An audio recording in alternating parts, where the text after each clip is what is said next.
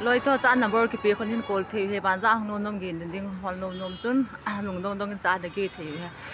ko hong de he lai gi dam ni hong pui dam ta hen dong dong ho chun cha an hong leo cha han gi wa he les number na call wan ko pi leo call le chun malik pa hong ding hin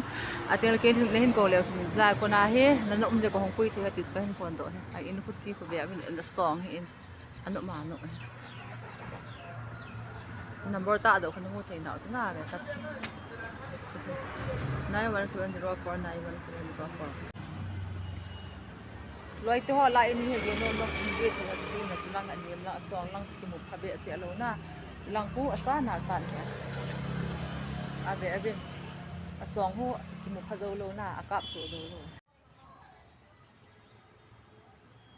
ma za gi da ding alung dong dong ahung no leo so pe manipur nagland lang house ti number hen na pol wa hele nei pa hong ding ge ding the he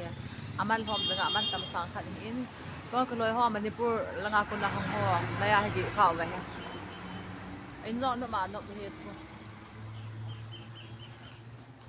ki kap so the hin na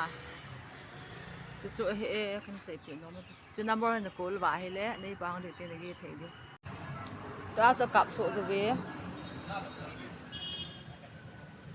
hong chi ina ni gi the number za ka hin kap do chu ne call di ti nei pa hong ding ni pu langa ho jong ko ho hong pa la ya gi a he ken sei pe no chu lai